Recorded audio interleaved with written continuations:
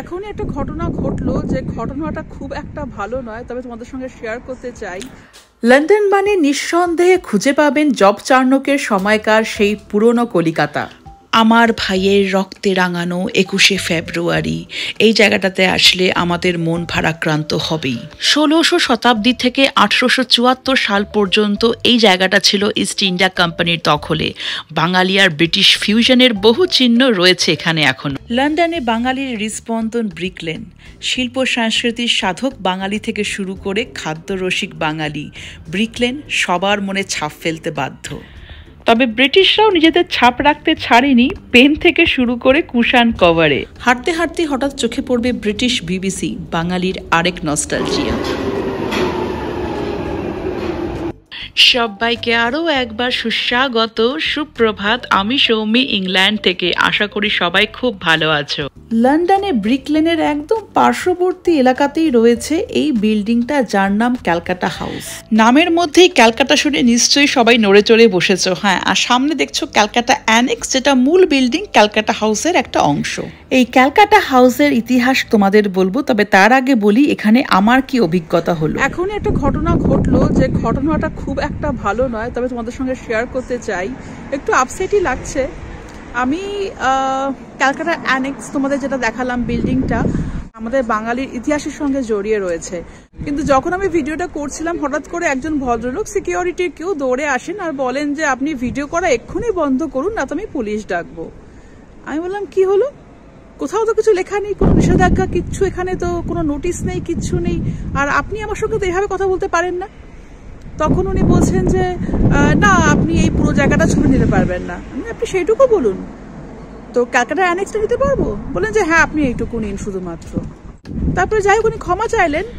একটা খারাপ অভিজ্ঞতা হলেও বাঙালি দমবার পাত্র নয়। চলো শুরু করা যাক আজকের দিনটা। ক্যালকাটা অ্যানেক্স বা ক্যালকাটা হাউস, এখানে তুমি থামবেই, কারণ নামের মধ্যেই রয়েছে আমাদের সিটি অফ জয়। যদিও বিতর্কিত, তাও এটাই ধরা হয় জব চার্নক প্রতিষ্ঠা করেছিলেন কলকাতা। তারপরেই কলকাতা হয়ে ওঠে বন্দর নগরী ইস্ট ইন্ডিয়া কোম্পানির ব্যবসায়িক সূত্রে। চা বাণিজ্যে চীনের একচেটিয়া আধিপত্য বন্ধ করার জন্য ব্রিটিশরা চা বাগান তৈরি করেছিল ভারতবর্ষের আসামে আর বাংলাদেশের সিলেটের পাহাড়ে। ব্রিটেনে এই চা রপ্তানি করার জন্য কলকাতা হয়ে ওঠে আদর্শ বন্দর, আর এই ক্যালকাটা হাউস হয়ে ওঠে সেই চা রাখার গুদাম। তো তোমাদেরকে এতক্ষণ প্রচুর বাংলা লেখা দেখালাম, এবার তোমাদেরকে একদম একটা আস্ত বাংলা টাউন দেখাবো। এটা লন্ডনের একটা এমন জায়গা, মানে যেখানে আসলে তুমি ইচ্ছে মতো বাংলায় কথা বলো। আমরা কিন্তু ঢুকে পড়েছি লন্ডনের বিখ্যাত ব্রিক লেনে, আর এই ল্যাম্পপোস্ট দেখে মনে পড়ছে না বাংলাদেশের পতাকা? লন্ডনের একমাত্র জায়গা যেখানে রাস্তার নাম কিন্তু ইংরেজি এবং বাংলা দুই ভাষাতেই প্রদর্শিত হয়। আর দাঁড়িয়ে আছি বিশাল সেই আর্চওয়ের সামনে, যেটা বাংলা টাউনের প্রবেশ পথকে চিহ্নিত করে। এই প্রবেশদ্বারের লাল আর সবুজ রং আবারও একবার বাংলাদেশের পতাকাকে মনে করিয়ে দেবে। এক কথায় বলতে গেলে পৃথিবীর সমস্ত বাঙালিদের এই বাংলা টাউন উপহার দিয়েছে বাংলাদেশি ভাই বোনেরা। আমরা তার জন্য চিরকৃতজ্ঞ।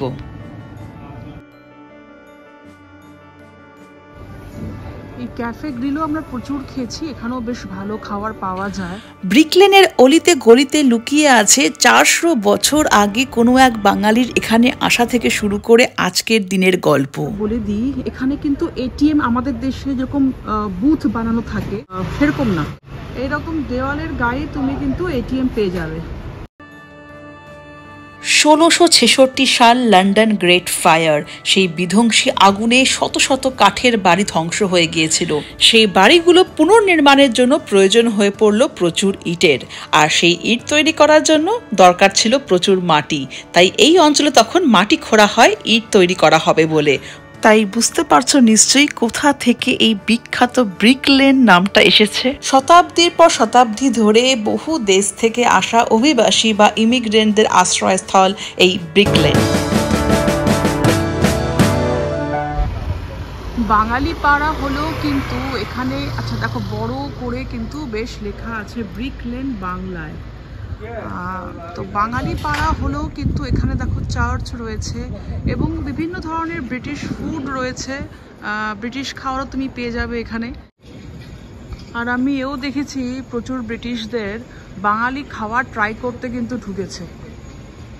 আমি যাব আমার সবচেয়ে এখানে যেটা প্রিয় রেস্তোরাঁ, বাঙালি রেস্তোরাঁ আমার গাঁও।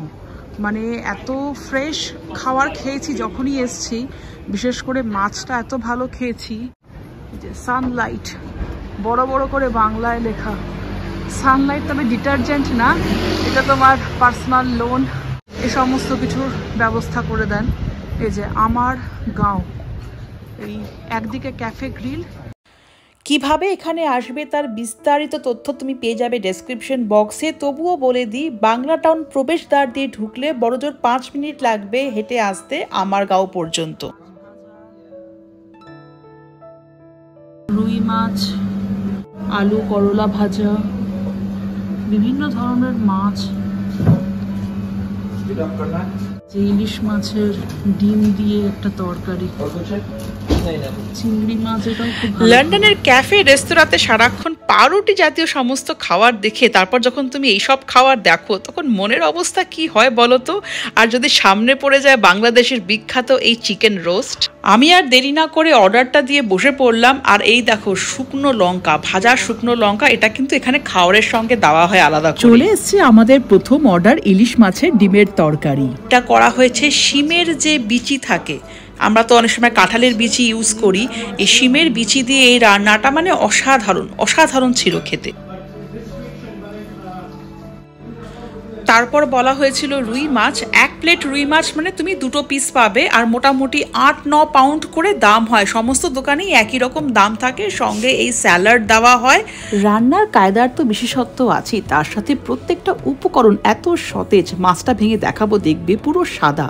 যিনি শেফ উনি একজন মহিলা, এটা আমি আলাদা করে বললাম কারণ আমাকে দোকানের যে দাদা ভাই সে আমাকে বলেছিল যে আমাদের কিন্তু বাংলাদেশি এবং মহিলা শেফ, সেজন্যই বোধহয় একটা কথা আছে না, মায়ের হাতের স্বাদ, সেই রকম একটা পর্যায়ে পৌঁছে গেছে সব মিলিয়ে। এখানে কিন্তু কোনো রকম প্রমোশনাল অভিসন্ধি নেই, পুরোটাই আমার অভিজ্ঞতার ওপরে আপনাদেরকে বলা। আরেকটু এগিয়ে গেলে সামনেই পড়বে গ্রাম বাংলা, এখানেও খেয়েছি, আগামী দিনেও খাবো। ইংল্যান্ডে আসার পরে যত না আমি পশ্চিমবঙ্গের বাঙালিদের চিনি, তার থেকে আমি অনেক বেশি সংখ্যায় চিনি আমাদের বাংলাদেশি ভাই বোনদের। আর সেই জন্য একটা কথা বলতে পারি, মানে ওনাদের আতিথেয়তার কোনো তুলনা হয় না। মানে আমি যতজনকে চিনি, যত দোকানে আমি গেছি খেয়েছি, সেখানে কিন্তু আমি না চাইলেও আমাকে একটু হলেও ওনারা ডিসকাউন্ট দেবেনই বিলে। আর এখন চলে যাচ্ছি চায়ওয়ালার পাশ দিয়ে। এটা তোমরা হয়তো অনেকেই জানো, ভারতীয় ফ্র্যাঞ্চাইজি, চা এবং বিভিন্ন ধরনের স্যান্ডউইচ শুকনো খাবারের জন্য বিখ্যাত, দামটা বেশি। মনটা অনেকক্ষণ ধরে গরম রসগোল্লা চাইছিল, তাই বোধহয় সামনেই পেয়ে গেলাম রাজমহল সুইটস। কিন্তু ভেতরে গিয়ে তো হতবাক, এ তো বাঙালি মিষ্টি না, টার্কিশ মিষ্টি, এটাকে বলে বাকলাওয়া। বাকলাওয়া ছাড়াও দেখলাম টার্কিশ ডিলাইট, যেটা আমরা ট্যুরিস্টরা টার্কিতে গিয়ে কিলো দরে নিয়ে আসি সবাইকে বিতরণ করবার জন্য। শেষ পর্যন্ত জিলিপি দেখে ধরে একটু প্রাণ আসলো। বাঙালি মিষ্টির দোকানে যদি বাঙালি মিষ্টি না থাকে কেমন শরীর খারাপ লাগে না? শেষ পরিসংখ্যান যেটা পেয়েছি সেই অনুযায়ী এই অঞ্চলে প্রায় 50-এর ওপরে ভারতীয় এবং বাংলাদেশি বা বাঙালি রেস্তোরাঁ রয়েছে। এই দেখো তোমাদের অনেকগুলো বাংলাদেশি রেস্তোরাঁ দেখিয়েছি, এখন দাঁড়িয়ে আছি একটি ভারতীয় রেস্তোরাঁর সামনে, যেটা কিনা বালতি হাউস। এই বালতি খাওয়াটা কিন্তু এখানে ভীষণ রকমভাবে জনপ্রিয়। এটা এক রকমের ঝোল বা কারি। হ্যাঁ, ভালো কথা মনে পড়লো, এখানে এত ধরনের কারি পাওয়া যায়, মানে চিকেন কারি, ফিশ কারি, তাই জন্য ব্রিকলেন হয়ে উঠেছে ইংল্যান্ডের কারি ক্যাপিটাল। ইংল্যান্ডে কিন্তু তাৎপর্যপূর্ণ সংখ্যার বাঙালি থাকে, যারা মূলত এসেছে বাংলাদেশের সিলেট অঞ্চল থেকে এবং ভারতবর্ষের পশ্চিমবঙ্গ থেকে। লন্ডন ছাড়াও বেশ ভালো সংখ্যার বাঙালি দেখতে পারবেন বার্মিংহাম এবং ম্যানচেস্টারে। এই দেখো আমার বাঁ হাতে পড়েছে তাজ স্টোর্স, 1936 সালে এটা তৈরি হয়েছিল। আমি একটি অথেন্টিক মানে খাঁটি জায়গা থেকে জেনেছি প্রথম যে তাজ স্টোর্স হয় এই অঞ্চলে হতে পারে এটি, আর এর আশেপাশে কিছুটা অংশ নিয়ে এখানে বৈশাখী মেলা হতো। যদিও পয়লা বৈশাখ কথাটার কোনো উল্লেখ ছিল না, কিন্তু পয়লা বৈশাখ মানে তো বৈশাখী মেলা, তাই তো। আমি যতগুলো পারছি তোমাদের ব্রিকলেনের গলিগুলো ঘুরিয়ে দিচ্ছি, তবে আবার আসবো। যে মুহিব, এটাও বলছে ইন্ডিয়ান কুজিন, তবে এটা ফাইন ডাইনিং মনে হচ্ছে। সুন্দর বেশ বসার অ্যারেঞ্জমেন্ট ভেতরে, আর এই হচ্ছে সামনে মেনু কার্ড রাখা, দেখে নিতে পারো। যত হাঁটছি তত যেন মানে ব্রিকলেনকে আরো রঙিন মনে হচ্ছে। দেওয়াল চিত্র থেকে শুরু করে খাওয়ার প্লেট সবকিছু মিলিয়েই কিন্তু ব্রিক লেন এই ম্রিয়মান প্রবাসী জীবনে আমাদের রং ঢেলে দিয়েছে। আর এই দেওয়াল আর্ট এত অপূর্ব যে দাঁড়িয়ে তোমাকে দেখতেই হবে। শুধুমাত্র এই দেওয়াল চিত্রের ছবি তোলার জন্য প্রত্যেক দিন এখানে অসংখ্য ফটোগ্রাফার আসে। আরেকটু সামনে এগিয়ে যেতেই চোখে পড়ল এই সাপ্তাহিক সংবাদপত্র জনজীবনের অফিস। এরকম আরো কিছু বাংলা সংবাদপত্র, যেমন একটি হলো সংলাপ, এখানকার বাঙালি কমিউনিটির জন্য প্রকাশিত হয়। এখন তোমরা দেখছো ব্রিক লেনের একটা বিখ্যাত আর্টওয়ার্ক। সত্যি বলতে এই জায়গাটাকে ভালো করে জানতে হলে তোমাকে বারে বারে ফিরে আসতে হবে। আর বলতে না বলতেই সামনে আর একটা সুন্দর দেওয়াল চিত্র দাঁড়িয়ে তো অবশ্যই দেখতে হয়। হাঁটতে হাঁটতে চোখে পড়লো বাংলাদেশের পতাকা আর তার পাশেই ভারতবর্ষের পতাকা। নিজের দেশের পতাকা দেখলে মনটা কেমন উৎফুল্ল হয়ে ওঠে না? 1991 সালে প্রতিষ্ঠা হওয়া এই বেঙ্গল ভিলেজের বেঙ্গল সবসময় উজ্জ্বল থাকুক, এটাই আমাদের কামনা। আমার খুব ইচ্ছে একটা রবিবার দেখে ব্রিক লেনে আসবো, কারণ প্রচুর বন্ধুদের মুখে শুনেছি রবিবার নাকি এখানকার বলে না ভাইব সেটাই আলাদা থাকে। সেদিন নাকি এখানে এত উৎসাহী জনতার ভিড় থাকে যে প্রায় হাঁটাই দুষ্কর হয়ে ওঠে, কারণ বাঙালি, তুর্কি, সোমালি, শ্বেতাঙ্গ, ব্রিটিশ বিভিন্ন রকমের খাওয়ারের পসরা, কারুশিল্প এবং জামাকাপড় নিয়ে বসেন। কিন্তু এসবই শুধু ব্রিক লেনের পরিচয় নয়, বাঙালি সম্প্রদায়ের অবদান এখানে আরও গভীর আর তাৎপর্যপূর্ণ। নিজেদের মাটি শক্ত করে পাশে দাঁড়িয়েছেন সম্প্রদায়ের অন্যান্য মানুষের প্রয়োজনে। ব্রিটেনের রাস্তায় নেমে লড়াই করেছে বর্ণবাদের বিরুদ্ধে। এই ব্রিক লেনের মাধ্যমে বাঁচিয়ে রেখেছে বাঙালি সংস্কৃতি, বাঙালি খাওয়ারকে লন্ডনের মতো একটা শহরে যেখানে বিশ্বব্যাপী মানুষের আগমন। এবার আমি কি খুঁজে পেয়েছি চলো তোমাদেরকে দেখাই। রক্ত ঝরাতে পারি না তো একা, তাই লিখে যাই এ রক্ত লেখা।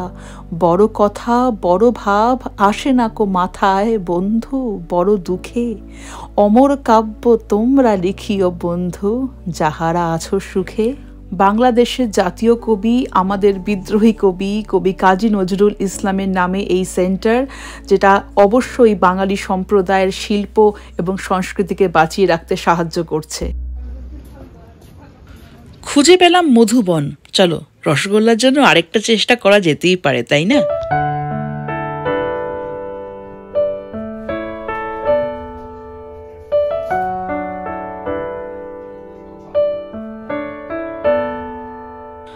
না, এখানেও মনের মতো রসগোল্লা পাওয়া গেল না। তবে মুড়ি, চানাচুর, বিস্কুট, নিমকি এসবের সন্ধান অবশ্যই পাওয়া গেল। বাংলা টাউনের যে প্রবেশদ্বার দিয়ে ঢুকেছিলাম সেখান দিয়ে বেরিয়ে আসলেই তুমি উল্টো দিকে দেখতে পারবে আলতাব আলী পার্ক। এই আলতাব আলী যুবকটি বর্ণবাদের লড়াইতে প্রাণ হারায়, আর সেদিনকেই সহস্র বাঙালি জেগে ওঠে আর এক ক্ষোভ মিছিলের প্রদর্শন করে ব্রিটিশ সরকারকে বোঝায় যে তারা এই অন্যায় মেনে নেবে না। খোদ লন্ডনের বুকে দাঁড়িয়ে এই সাহসিকতার পরিচয়ও কিন্তু বাঙালি রেখেছে। এই আলতাব আলী পার্কের এক কোণে রয়েছে বাংলাদেশের ঢাকার স্মৃতিস্তম্ভ শহীদ মিনারের প্রতিরূপ। মোদের গর্ব মোদের আশা, মরি বাংলা ভাষা। সত্যি এই বাংলা ভাষার জন্য প্রাণ দিয়েছিল কত কত বাঙালি বাংলাদেশের বুকে 21শে ফেব্রুয়ারিতে, আর সেই 21শে ফেব্রুয়ারি আজও এখানে উদযাপিত হয়। তাই এখানে আসলে ভাষার জন্য শহীদ হয়েছে যে ভাইরা, তাদের প্রতি অবশ্যই শ্রদ্ধাঞ্জলি জানিয়ে যাবেন।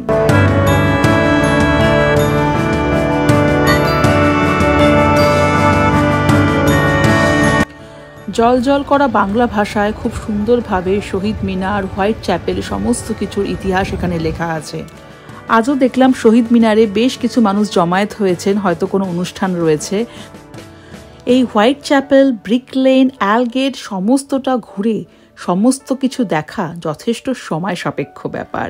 তাই ব্রিক লেন ঘুরতে আমাদের আবার আসতে হবে। তবে কালকের দিনটা ইচ্ছে আছে শুরু করব হোয়াইট চ্যাপেল দিয়ে।